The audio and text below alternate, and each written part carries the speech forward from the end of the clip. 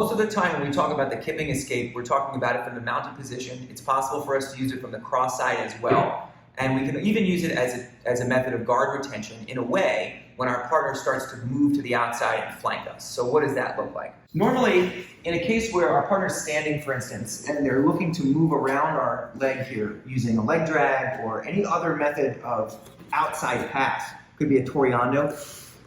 Generally speaking, when our partner moves out in this direction here, we need to face our partner. Right? If we turn away from our partner, we may do this as a last-ditch effort, but usually what we're trying to do is we're trying to turn back to face our partner so that we can recover our guard, whether we're looking to go double inside, or we're looking to end up here in De La Hiva, or we're entering into leg attacks, Ashigarami. The rule is the same. When our partner goes to pass to our outside, we have to face them. The next step usually involves us bringing our legs back inside, but sometimes that can be a challenge, especially, let's just take the leg drag, for example. Let's say our partner has leg dragged us.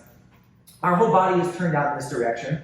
So it's very common for us to use our hands initially to post so that our partner doesn't close this distance, and then this foot, the outside one, to plant on the mat so that we can move our hips out to the side.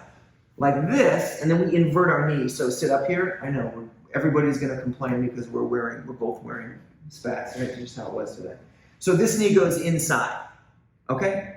Then from here, we can either high leg, cross step, pommel our leg to the inside, and square back up. But when you're doing this in real time, sometimes this planting the foot on the floor and shrimping out is a little bit slow. And this is when we use the side kip. So the idea behind the side kip is, initially, our legs are turned away from our partner here. When we go to hit the side kick, we don't plant our foot on the floor. Instead, we bring this leg towards our chest, so it brings our lower back up off of the mat. And then out of that, we can hit a pivot that brings our body back to face our partner. So we cut out a step. We cut out the step of planting the foot on the floor and turning your hips. Let me say that there's nothing wrong with stepping your foot on the floor and moving your hips out. Sometimes that is the most effective and the most efficient way. But often, in the flurry of guard passing, when you're looking to retain against someone who's moving a lot, you don't have time to plant the foot. By the time, rotate here actually, so by the time I plant my foot, he's already starting to drive the knee down to the floor, and then we've got to fight our way back from here. So in a case like this, we'll often simply use the kip to turn our body, post, and then bring our body back inside, our legs back inside.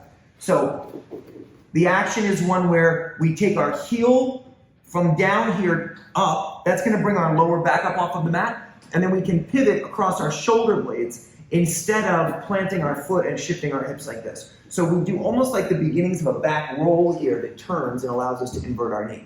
We could even, if we wanted to, allow that to carry us right over in the high leg, start to use our legs to square back up to our partner, and end up back in a good position. So the idea here is that we're cutting out a little bit of space and a little bit of time. Instead of planting the foot, we're using a side kip to turn our hips, put our leg back in place, and that's in that way that you can recover your guard, even when someone is moving very, very quickly, okay? Thanks for watching.